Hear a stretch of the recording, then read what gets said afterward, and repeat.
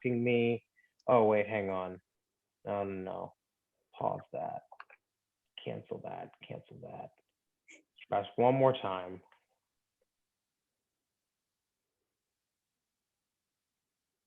Okay, here we go. Okay.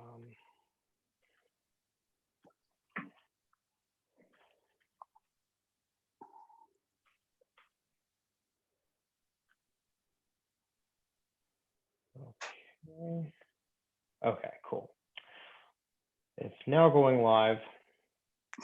Thank you very much for doing this with me. This is a big experiment for me. So I'm your first one. Yes.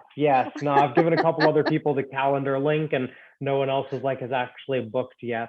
But I mean, that's the thing is I jump on calls like this all the time because I enjoy just jumping on and helping people and chatting with my friends about software and everything. And so that's what my wife was saying. If she was just she's like, yeah, you just need to start live streaming them and just recording them or whatever. And so I was like, okay, cool, let's try that. So okay, it's saying that it's live on YouTube right now. I have no idea whether it is or not. We're just gonna say that it is. If not, it's okay. This is being recorded. So yeah, we just wanted to jump on a quick call. I think this is you're learning to code right now, is that right? Because we've actually been interacting a lot on Twitter, which is really cool. And it's we know each other on Facebook and stuff. And then all of a sudden, I was messaging you a bunch on Twitter, and it was quite funny. Yeah, well, I've been running Houseworks, my cleaning business, for the last 13 years. Okay. And I just I kind of have that sense of frustration with cleaning software. Yeah. Then just little things trying to do my thinking there's better ways of doing my quotes and things like that when I'm in a customer's house. Wouldn't it be cool to do it on a iPad and just email it to them straight away, that kind of thing. So and I used to be a coder many years ago, about 20 odd years ago. So I just came across a course for people returning called Tech Returners, which is a 15-week course that just goes through the programming fundamentals.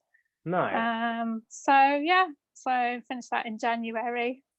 Okay. And just debating whether to get a job, give up the cleaning business and go get a job. Gotcha. Nice. But then this happened. So that's kind of put. So I might just do what you did and keep the cleaning business as a sideline. Yeah, and it's kind of cool these days. I don't know if you've seen the no code sort of movement that's going around Twitter a little bit, but between no code and then there's an article that I can send you that was on, it was something to do comparing software development to a home cooked meal. And it's essentially that in this day and age, if you wanted to, you could actually put together a software that was the perfect fit for your business. Yeah. It would be worth it for you to actually do that on your own without even turning it into a SaaS product like ZenMade, right? People can actually just build apps that are perfect for their own businesses these days. And that's something that we're beginning to do at ZenMade, that we're starting to use some of those no code options to begin to offer some different things, right? So yeah, I mean, I think there's a lot of opportunity out there and stuff. Yeah, so, I actually picked up on Bubble from Bubble, you. okay. Yeah, and actually had a go at some of the tutorials and things. So I think the trouble is it's just a case of time more than anything. When you're single-handedly running a cleaning business and you're the stand-in if someone goes off sick and all that kind of jazz, then it's hard to get some consistent time to actually learn, and you do need that consistency when you're learning to code. You need to be doing a few hours every day just to, because it's like learning a language, like a spoken language. So if you don't practice every day, then you soon start forgetting stuff. So Yeah, but yeah, I thought it was very interesting, the no code thing, because it kind of then allows that customization, brings it to a lot, makes it easier for a lot more people to do that kind of thing. And maybe that's where, you know, the future of software such as Zenmade, as you say, will go, in that you can customize it a lot more, because there's always frustrations with whatever software you're using, Yeah. Yeah. in terms of it doesn't always, you know, when I was a coder, I worked for John Lewis, and we bought in what they call vanilla software, and trying to get it to fit into the quirks of John Lewis was just a nightmare sometimes. So Yeah, I think, you know, absolutely. when you can get Yeah. software that is, you can tinker with it and make it customizable for what you want. I think that's possibly, you know, a future way of how software is going to go. Yeah, what it is, and I think this is something that I've learned like over time from just like the wider like industry perspective, is that you're always going to have different groups with like technical like Mm, abilities, right? And I think that you're right that there's definitely going to be a segment here going forward that you know, for like a couple of years ago, there were all of like the Launch 27 folks that sort of popped up, where it was a lot of like digital marketers and stuff that were sort of coming into the cleaning industry and were taking a very marketing first sort of approach. And I think that what you're going to see is similar to that. You're going to see another little segment of people that are going to come in that are going to have, you know, development skills, or, you know, that's what they did in a previous life, or it's their day job, or, you know, they're helping their wife who started a cleaning business or whatever it might be. And some people will absolutely be building their own apps, and like, you know, those apps they're going to build are going to be better for their business than like Zenmade, for example, right? mm, But then you'll have people that'll be like, I don't want to design my own thing, I just want something, you know, that just works out of the box and it doesn't have to be perfect, and they would choose a system like Zenmade. And then you'll have people that'll want to be free on Google Calendar and pen and paper, and so there will always be like a spectrum. But yeah, I've definitely thought about that, because like one piece of content that I could see us creating for Zenmade that I think would be really interesting for people would be if we were the ones to actually write the tutorial on, here's how you build your own like no code app to replace Zenmade, right? And that's not something that you would think a company like ours would, you know, like that's like essentially us like writing an article on how to like stop using us.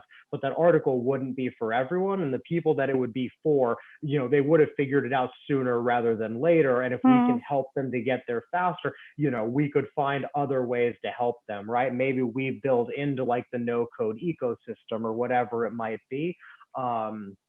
Yeah, I don't know, just in terms of like the big picture, like future of the industry, I think there's some really interesting things there, and it's kind of interesting to be seeing like where the technology might be colliding with the maid service industry, but it's usually a couple of years behind, right? Like I think that'll be like 2 or 3 years away.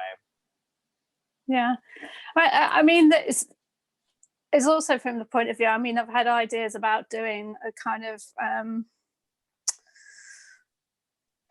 almost like a VA service for service businesses, but kind of being able to bolt on different things at different stages of journey. So, you know, when you start off, you just want something basic that's going to manage your appointments and things like that. But then you kind of get the hang of that, or maybe you know, your area of expertise is sales and marketing, so you don't need so much help on that, but you might want to have a bolt-on HR system, or a Yeah. bolt-on, you know, health and safety system, that, because that's not your area of expertise, so you don't know, you're not as sure about what the processes are and what you should be doing.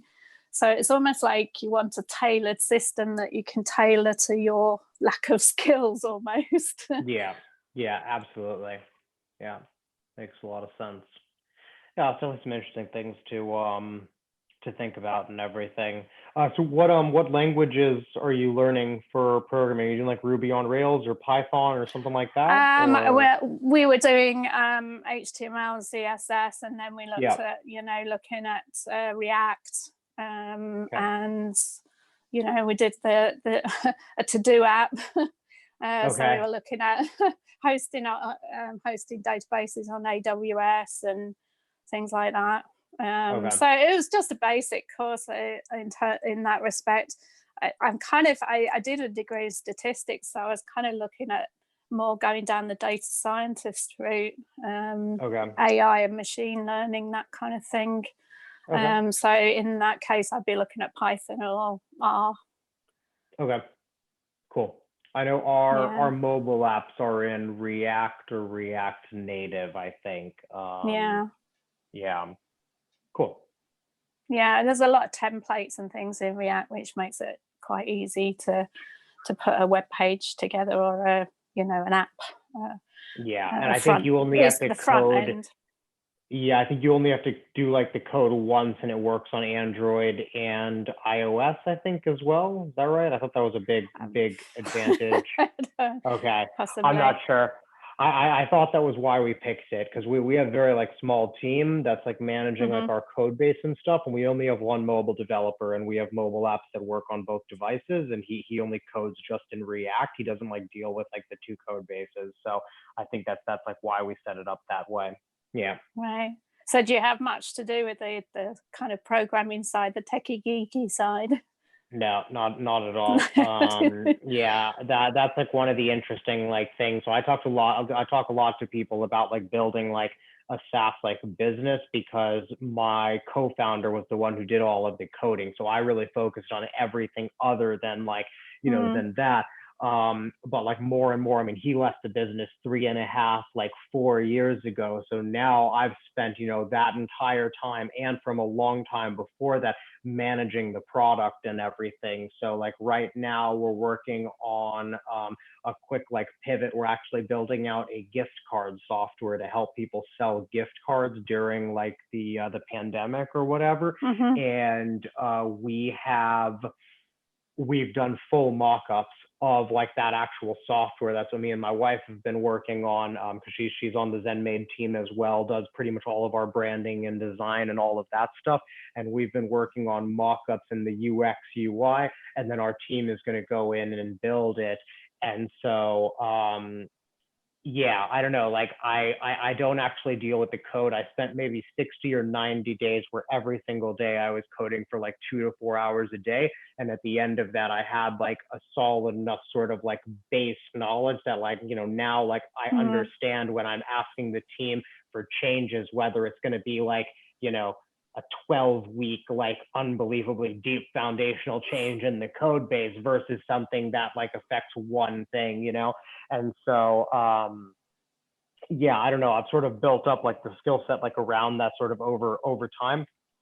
But that's why it's interesting looking at like the no code tools and stuff like that, because even at this point, I look at that stuff and I don't really have the time on a daily basis to be learning no code and to be doing like all of that stuff. So I was tweeting about it like a little bit, but I was actually interested in seeing if I could find like a no code developer who could help us build out little MVPs for us to test out before we actually go and like build it with our own code base and stuff. And so mm, that's actually why I was taking a look and was quite interested in it, as I was thinking, if you can use Bubble and like a couple of the other like no code tools and combine them to make like a social media network.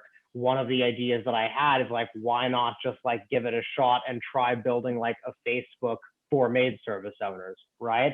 mm. Because like, why not? Previously, that would be a massive undertaking, but if I can just validate that quickly with like 5 days of like no code work, that'd be totally worth it, if it works. So yeah, I'm excited for the possibilities there.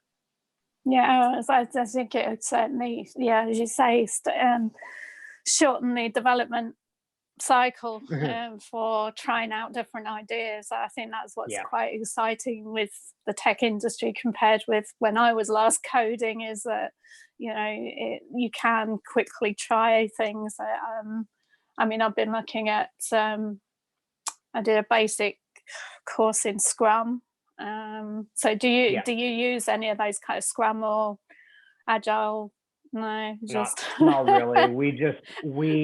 It's because we only have it's just me And like on the product side, it's me, my CTO, and our mobile developer. So we just work Wow. very closely, like directly. That we've kept the Yeah. team very, very small, and we'll outsource things when we need to. But it allows us to continue moving fast even after like 7 years or whatever. So I mean, it's Yeah. literally, they're working on stuff, they finish something up, and we jump on a call and figure out what's next. And they both wanted us to be planning 6 months ahead. And I was just like, guys, like, it's not going to happen. Like, that's not the way that my brain works. I'm not just going to let you just go off for 6 months and just work on stuff that we decide right now is important. Like, things just change too quickly, you know?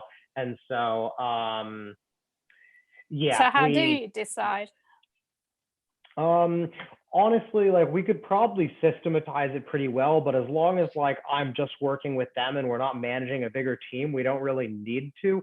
Uh, but it has a lot to do with like the number of users that it'll affect, the effort that it's going to like to take, how much complexity it adds to the system. So we occasionally will shoot down feature suggestions that we know will help like 10% of the customers, but will Yeah. negatively affect the simplicity of every single customer across the board, right? So that'll be like a pretty big one. Um, I focus a lot on like on the motivation that I find that when people are working on things that they're challenged by or entertained by, they tend to do like better work. So I'll oftentimes, if it's a toss up between like 4 features, I'll oftentimes just ask the guys like what they want to be working on. Like just, out of these 4, like what to you just feels like you just want to like go and do that? Or do these like all suck, right? And if they all suck, then it's like, okay, why? Like, Yeah. are we talking about something that's more complicated than it should be? And oftentimes, one of them will be like, oh, actually, I'm reading up on databases. Like this project right here could actually really help me with like this other thing that I'm like working on, because they're all always working on like their own projects and stuff. And so the more that we can sort of interweave those, it helps them to sort of like accelerate their results. And then we have like a feedback forum, so we hear from people about like what they want and stuff. But I've just found that the number of like amazingly quick wins that we can find in the software, even to this day, 7 years after developing it, is still so high that I won't just let the team run off and spend 6 months developing like a really important like feature. Like sometimes we will spend 6 months developing that, but during that time they'll do bug sprints, they'll make little changes on various pages around the software, and we're always making like little tweaks. So yeah, that's definitely something I think we do differently, because we must push new code close to daily. Right. Right. So and it definitely leads to a couple more like issues and stuff, like we run into a couple more like bugs and like and stuff like that. But we're able to address them very, very quickly. And we also know exactly when to expect them now, right? And so yeah, my goal is to like never lose that. But at some point here, we're gonna get too big and not be able to operate like that. So Well, you certainly seem to have grown a lot since I mean, I've been aware of ZenMate for quite a long time now. yeah. We I, started I, 7 years ago. Yeah, I think 7 years ago. yeah. So I've probably known about you for 5, maybe. Yeah, Yeah. yeah, yeah. Yeah, Our I think what marketing, sets you apart is the personal touch. I'll never forget that. That was the first time I inquired about you, and I got a call off you. I was like, oh wow, the guy who owns the yeah, company is phoning me up. yeah, yeah, yeah. Well, because we weren't even full time on it for the first like 2.5 years, but we definitely managed to get a lot of our marketing right before we sort of managed to get the product to sort of like a mature state. And so, if I called you, like 2 years in or whatever, we probably didn't have that many leads coming in on a daily basis. And like, even if I was Right. still like part-time, I would, I did sales in a previous life, right? Like that's what I was like doing Yeah. when I started ZenMaid. And so for me, it was just like, it was my day job to call all of the leads at my company. So that was the approach that I took at ZenMaid. And so, we calculated it. I don't remember the last time we calculated it, but I think that I've had one-on-one conversations, I think, with something like 4,000 maid service owners, like over like the past like 7 years or something, because for the longest Wow. time I called every single trial user, right? Until we had Yeah. like at least 1,500 trials, I called every single person. So yeah, Mind you, back I in the guess day. you start to learn a lot about the need and um, the need of those business owners if you're Yeah. talking to them. So that must be a big help in developing the software. Yeah, I mean, the software, the marketing, the videos, right? Like the trainings that we do, all of that stuff comes from being close to the customers. Even like the mastermind, right? That the Facebook group just grew out of from the conversations. I saw that a couple software groups had popped up on Facebook and had some like nice little communities, a couple of years ago. And at some point, I just created it for a couple of the people that I'd kept in contact with after speaking with on the phone. And that was essentially how like the mastermind started. And then I just would start Mhm. inviting people over the phone, and it sort of like grew from there. But that probably was suggested to me by someone, and I probably had to see it a couple of times before I actually was like, okay, like cool, let's try this. So Yeah. The only yeah. only frustration I find with those kind of groups is you do seem to get the same questions being answered over and Oh over yeah. again. Oh man, so much. And I've actually ended up leaving groups because I'm Yeah. just like, I've answered this question so many times. Why don't you just search? Yeah, exactly. It's so true. It's so true. Yeah. So would that be your one, is that the fact that you did spend so much time talking to your potential customers at the beginning, is that why you think ZenMaid has been the success it has? Yeah, I would honestly say so. I would say that there were so many benefits to those phone calls that I had with all of the initial customers or like potential customers that, just led to different opportunities. It got me like speaking engagements. It kept me close to everyone, as we were doing the product like development and stuff. And like, honestly, I mean, I know I've posted on Twitter about this, but it took us, I think, almost 3 years or just over 3 years for us to get to, I think, $10,000 a month in recurring revenue, right? So at that point, I think I was paying myself like $1,000 a month.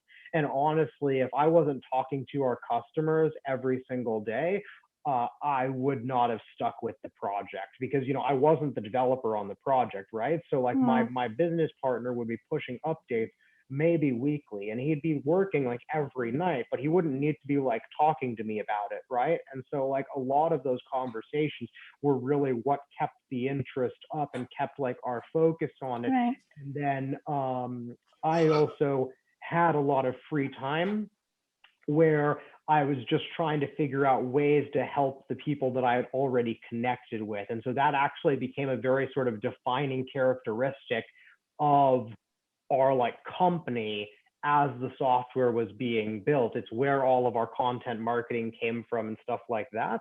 So like, yeah, I would definitely say that those calls were like absolutely vital. And I'd mentioned a little bit ago that we're working on a gift card software now. Hmm. And the gift card software, I've already spoken with 4 team members on the ZenMaid team, because we have, I think, 6 people now on the team that run their own maid services. And I've spoken with 4 of them about what they're currently using for the gift cards, if they're running into problems, if they're happy with the results they're getting and like why and all of like that stuff. So we're going to be following like a very close like pattern there. I do think that going forward, I would need to talk to customers a little bit less, but I think that's just because I have a lot more experience, right? That, Mm, in the beginning, I think it was like I didn't know so many things that the more calls that I was on, the more that I would like learn, where now I have a much better idea of like software design principles and stuff like that. So I wouldn't need to talk to as many people to get a really good idea for where like a new software would need to go. right. Cool. And I did do a bit of research on you before I got jumped on this call. I think, and I also heard a podcast where you said that you tried a couple of things before you got into ZenMaid, so a couple of software development, was it?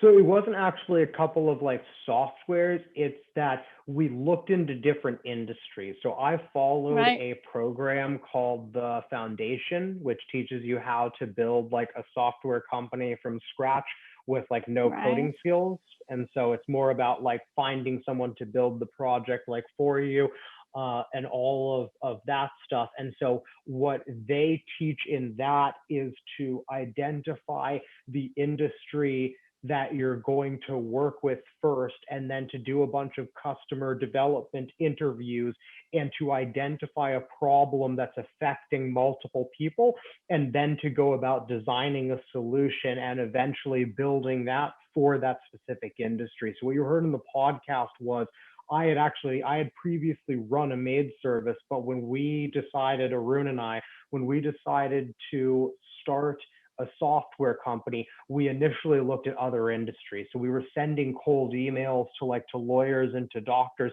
and trying to jump on calls with them to talk to them about their problems. And we were trying to find an industry that we thought that we could get a higher price point for. And we struggled with that for a bit. It was hard to get anything like scheduled. And so eventually we decided to try maid services because I had the experience there and it was right, much, much easier to get on calls. right. So that was the difference between for you choosing maid service as opposed to the other things that you looked at. Yeah. Yeah, it's another one that if I was going to start over today, I feel like I would be able to just pick whatever industry that I wanted and I would approach it a little bit differently than I did like initially. I think that was a lack of experience and I needed the Right, maid service industry almost as like a crutch, right? To sort of help me, to get started. With the experience that I have now, I think that I would just pick an industry that I would want to get more involved in. right. Okay. So what is that industry? Where's That's next? that's a very good question. I actually don't know. I haven't really given that much thought. I've definitely considered sort of like trying to acquire like other software companies and just Right. focus on. I think that a lot of my experience and what I've learned, I think that it would directly apply to most other business to business software, right? I think we could take a similar marketing approach, a similar software development Mm, and design approach and stuff like that. But I don't know that I would actually want to start that from scratch. So I've been thinking that maybe I would try to buy another specialized software that serves a different industry and see if I could find something like along like those lines. mhm. Um, yeah, I had an idea at some point for like jujitsu gyms because I actually do jujitsu, and I think that like there could be some very specialized software that could be made that could really help like gyms provide a better experience, sort of like for like their students. But I don't know. I don't think that picking something because I'm actually interested in it is like necessarily a good way, right? I think there's lots of better like, opportunities out there and stuff like that. But I don't know. I'm not there yet. I've got a lot of It would be focus. very niche though, wouldn't it? Yeah, it would be very, very niche. No, I think niches are really, really yeah, really, really good. Um, they make life a lot easier in a lot of ways, right? That like our marketing is just on such a different level compared to most of our competition, because most of our competition has to cater to multiple industries. And that's not necessarily a bad thing about them or something that's better about us, but it does allow us to be a hell of a lot more specific about, you know, about various topics. So. Yeah, although I mean, there are a heck of a lot of cleaning businesses and cleaning individuals, so in some respects, it's not that niche, is it? Yeah, it's true. It's true. I mean, it's niche to the service business as a whole, but there are a lot of cleaners out there. Yeah, definitely. Yeah. Okay, so what other questions to have? One of the big concerns I have with using any kind of, I know everybody's gone very Give me cloud-based just now. a sec. I'll still be able to hear Sure. you. Just keep going. I'm stepping away. Okay. So one of the big worries for me when all this kind of cloud-based software sort of became more prevalent was just, I mean, it doesn't happen very often, but those occasions when the internet goes down, and I've had it like the internet in the office has gone down for like half a day or something, and you're completely lost. You got no access to your any of your information or anything. I noticed that some of the software now will operate offline as well. Is that something Zenmade's going to be doing? Do you think it's important? Not important? Too much of a big thing to do? So okay, yeah. So this is one of the challenges that you have with building a technology company that's like Zenmade, is so any competitor that was going to jump in and compete, you know, with Zenmade today would get the advantage of picking the newest technologies, right? Whereas our technology is using Ruby on Rails. We had to pick out quite a few things from 2013, and we can upgrade things, but we're not likely to ever just completely rebuild from scratch. So like where like you see that that's like possible with technology, it might be possible with some of the newest ones if you were starting today, but it's not possible to just do like sort of out of nowhere for Ruby on Rails. Right. It hopefully will get to that point, right? Once we're caught up and we're on the most current version of Ruby on Rails, there's a good chance that at some point, you know, we will be able to do that. But until someone makes it very easy for us, honestly, it's not that big of a deal. I mean, people lose internet, like it happens, you know, like you can pick a desktop software and then you lose a ton of the functionality that web like gives. So it's really just like a give take. And then the other thing is that most people are going to, particularly in the UK and in the US, most people would hopefully be able to hotspot on their phones or be able to access through like their mobile devices if like their office or their home internet like goes down. So like, you know, it can be inconvenient, but, you know, it's also just that if that's happening a lot to people, then, you know, maybe they do need a desktop like software. And so some places that might be a problem, some places it won't.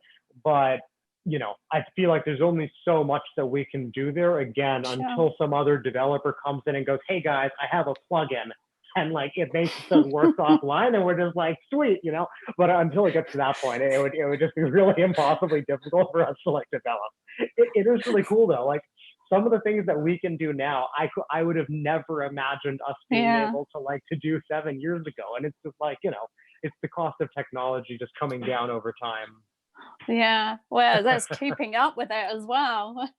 I mean, the fact that, you know, when you looking at AWS and the fact that you can pay per second or millisecond for your software hosting and stuff like that is just crazy. Yeah, it's crazy. It's crazy. Yeah, well, I'm afraid I still have a desktop version of kind of software just as a backup because I'm just Yeah.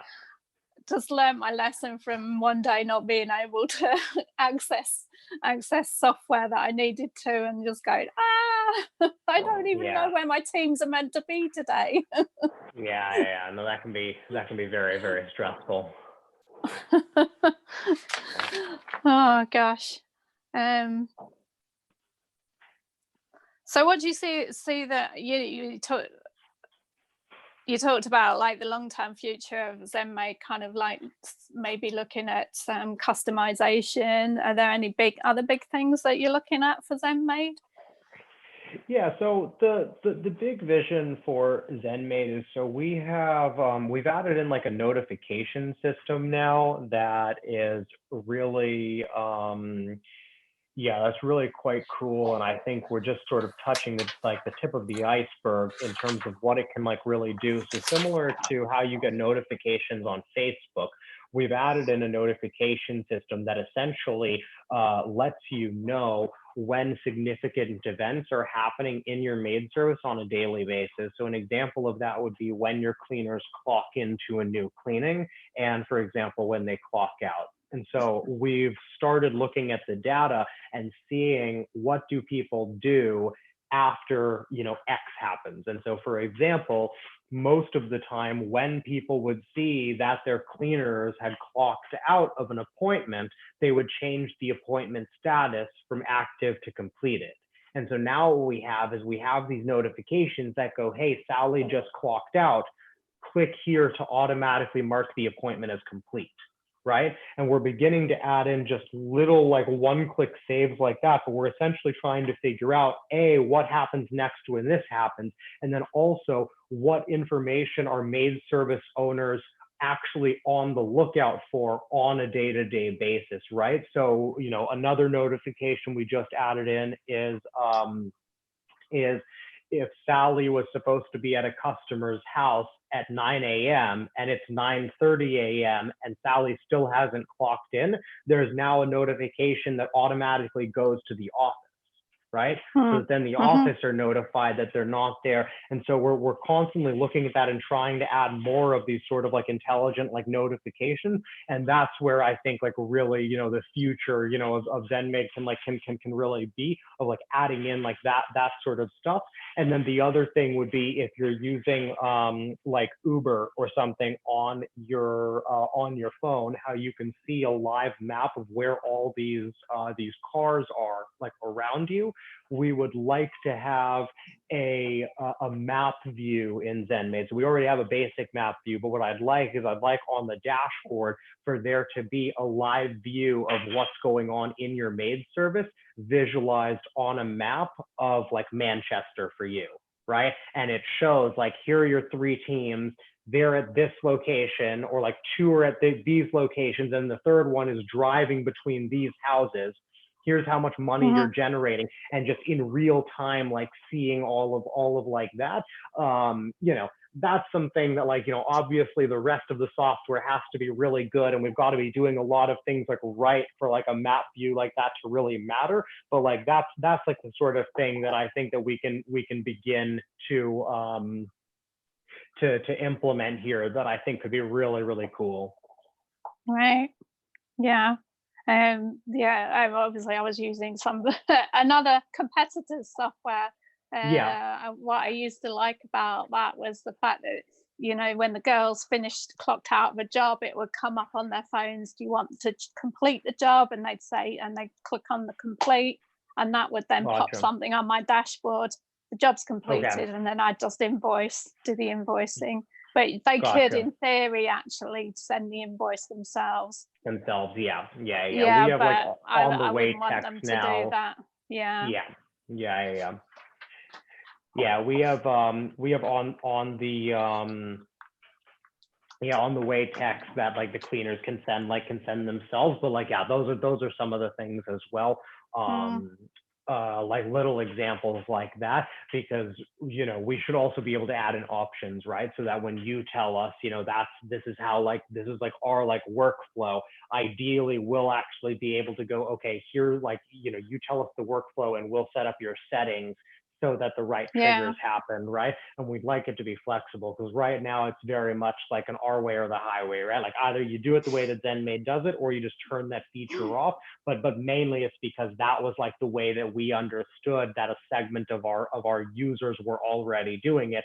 So we implemented that first, and now we can add in different pathways into that workflow. Yeah. Yeah. Well, it comes back again to customization, doesn't it? Everybody does everything differently.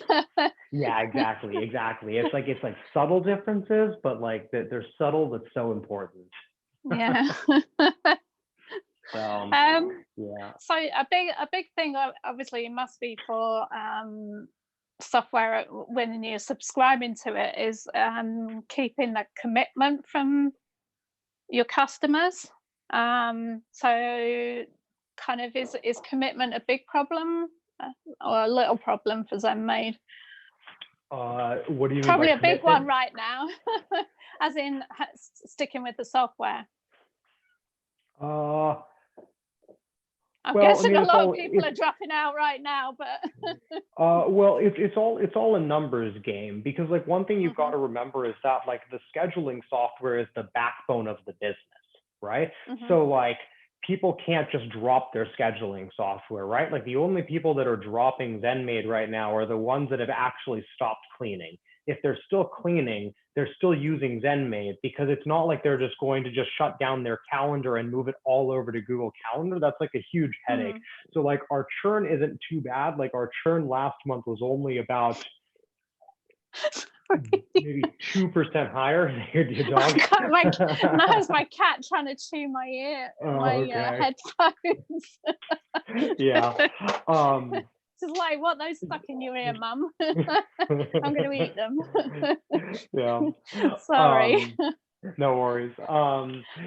Yeah. So our churn percentage last month was only like, we only churned maybe 1 or 2% more of customers than we normally do.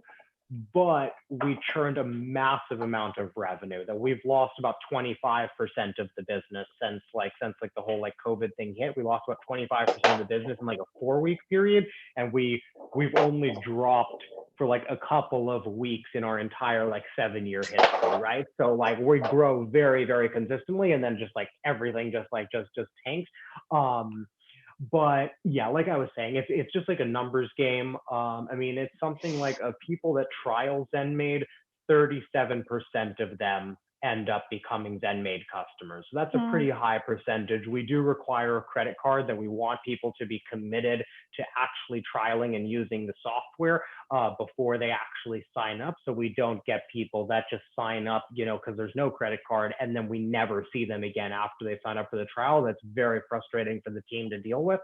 And so, yeah, I mean, it's a decent amount, but yeah, it definitely helps that we're vital, right? We're a vital component for every MAID service. Like they have to use pen and paper or Google Calendar or a scheduling software like ZenMaid. So once people are using us, they have to be switching to something else. You have some software like pop-up software, where people can just cancel their pop-up software, and it doesn't have to be because they found a better pop-up software. It's just because they just don't want it anymore.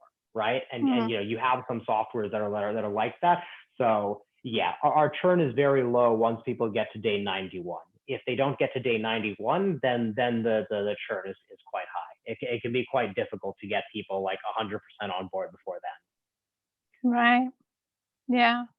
Yeah. Because I mean, at the moment, like I've not got any work at all, but I can't switch off something like the scheduling software because I will lose all my data if I do. So yeah, well, you should reach out end to up them having to put everything back in again. Yeah. Well, it's the perfect time to switch to ZenMaid. Well, I have. But yeah. But you well, because check, because like ZenMaid, like we offer a pause plan, right? And like other other softwares may may like, as well. But yeah, we offer like a pause No. plan. I think it's like $19. Oh no, okay. Yeah, there's some companies out there that I'm like, the way they treat their customers, I'm just like, why do people still like pay you money? Like if we did that, no one would ever like pay us. It sometimes feels like the standards are just like higher, but I like the way we treat our customers. So I'm not gonna complain. No, it was interesting because I was going to switch to you guys anyway. But I kind of used the COVID-19 as an excuse. And I said, look, my business is on pause now. I can't afford to keep paying out. And not once did they say, oh, well, let's see what we can do. Maybe we can just do this, that, and the other to get you through this. And maybe if they had it done, I might have stayed with them. Who knows? But they didn't. So I kind of thought, well, I might as well switch then, mightn't I? Because you don't really care. I'm just in another number, so. I need to send out an email about that, because I really should remind people that we were kind of thinking it'd be like slow right now, but actually we're losing a ton of business, but we're also getting quite a bit of new business that like quite a few people are signing up for trials right now and stuff, because like you're right, like there isn't really a better time to switch software than when everything is shut down, right? It's like you might as well. So I kind of feel like we should be sending out an email blast. I'm just looking at some new HR software this afternoon. Yeah. So absolutely, this is a perfect time to because otherwise, when do you do it? Christmas is about the only time when you can do it. Yeah, exactly. And then you're spending your Christmas. You're spending your Christmas. No one wants to do that in the holidays, software. Right? Oh yeah, perfect. Okay. What else do I have? What functionality overcomes? Right. Okay. Yeah. I answered that. You answered that. Cool. So I kind of, I know you're obviously going around the world at the moment. So on a personal level, you were. Yeah, I was. The nomad lifestyle's kind of been put on hold, I guess, at the moment. Yeah. So is that was that your basic reasoning for starting a software company? Yeah, actually, that was I read a book called The 4-Hour Work Week back in probably 2006, and it talked about essentially traveling the world and making money like from anywhere and stuff. And so that was like kind of the dream for the longest time, and I tried that a couple of different ways, and then I finally started ZenMade with my partner Arun, and that was what we had sort of chatted about as just kind of the goal was just to create a company that could pay for our bills and allow us to live outside like the US. And so when we finally went full time on it, within about 2 months of going full time, I left the US and went to Thailand to keep my expenses low while we built it initially. Because when I first went full time, I was paying myself $1,000 a month, right? So went to Thailand and really dropped the expenses and stuff.